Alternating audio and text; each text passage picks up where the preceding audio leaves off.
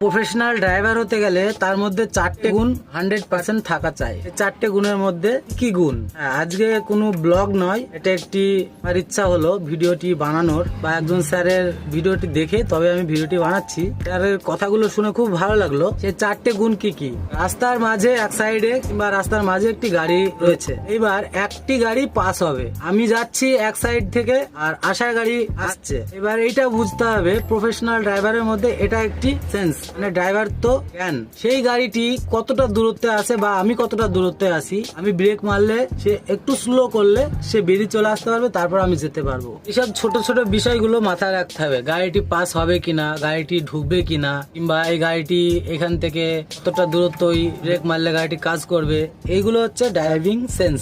আরো 4টের মধ্যে এটা হচ্ছে প্রথম একটি। দ্বিতীয় মানে 2 নম্বর, সে ড্রাইভারকে বড় মিস্ত্রি হতে বলছি না কিংবা ইঞ্জিনিয়ার হতে বলছি না, তাকে এইটুকু মাথায় রাখতে হবে ছোট ছোট কিছু কাজ, যেমন গিয়ে গাড়িতে যদি কোনো রকম হাওয়া নিয়ে নেয়, তেল ভরে হাওয়াটা পাস করিয়ে স্টার্ট করে গাড়িটা নিয়ে যাওয়া পাম্প পর্যন্ত। প্লাস টায়ার খোলা, এইসবগুলো তো সাধারণত আছেই। টায়ার খোলা, কোনো একটা পাইপ ফেটে গিয়েছে, তার পরিবর্তে নিজে থেকে নিয়ে এসে লাগানো যাবে কিনা, কিংবা ওটা কিছু পরিবর্তে কিছু একটা করা যাবে কিনা, এইগুলো সেন্স রাখতে হবে। 2 নম্বরটা হয়ে গেল। এবার 3 নম্বর, আমি একজন ড্রাইভার, রাস্তায় কোনো ড্রাইভারের সমস্যা হয়েছে, তাকে একটু হেল্প করা, কিংবা আমি একজন ড্রাইভার, আমার ঘরে আরো 4টে ড্রাইভার রয়েছে, এই 4টে ড্রাইভারের বদনাম করা, হেল্পারকে ভালো মন্দ না বুঝিয়ে তার বিষয়ে খারাপ কিছু বলা, মালিক ম্যানেজারের সঙ্গে দুর্ব্যবহার না করা, এবং কোনো ড্রাইভার ভুল করেছে সেই ড্রাইভারকে সাপোর্ট না করা।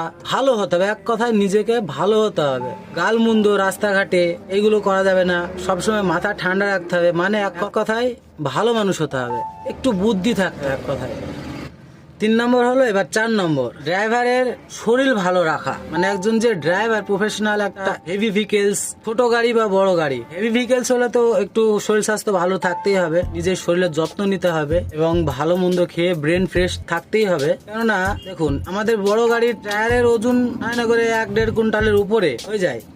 সে টায়ারটি খুলতে হতে পারে এবং তুলতে হতে পারে, নিচ থেকে গড়িয়ে নিয়ে গিয়ে একটু দূরে পাংচারের দোকানে দিতে হতে পারে। গায়ে শক্তির প্রয়োজন আছে এবং অনেক সময় অনেক জায়গায় গাড়ি নিজেকে বেঁধে নিতে হয়, রশি টানা। হেল্পার তো আছেই, হেল্পার হয়তো বা উপরে থাকে কিংবা আপনি উপরে থাকেন, দুজনকে কিন্তু টানতে হয়। শরীর স্বাস্থ্য একটু ভালো রাখতে হবে, গায়ে একটুখানি ক্ষমতা রাখতে হবে। বডি বিল্ডার্স হতে বলছি না, একটু গায়ে জোর থাকা চাই এবং ব্রেন ফ্রেশ হওয়া চাই। কেননা নিজেকে কিছু কিছু ভারী কাজ করতে হয়। হেভি ভেহিকেলস চালানো মানে, বড় গাড়ি চালানো মানে একটু গায়ে জোরের প্রয়োজন আছে। আমি এই বিষয়গুলো কিছু ভুল বললাম কি ঠিক বললাম, আপনাদের কমেন্টের অপেক্ষায় রইলাম। যদি কোনো ভুল বলে থাকি, ভাই হিসাবে ক্ষমা করে দেবেন। এটুকুই আজকে আমার তুলে ধরবার ছিল। যদি ঠিক বলে থাকি, একটি ভিডিও লাইক কমেন্ট করে যাবেন, হ্যাঁ ঠিক বলেছি বলে। যদি ভুল বলে থাকি, কমেন্টে জানিয়ে যাবেন।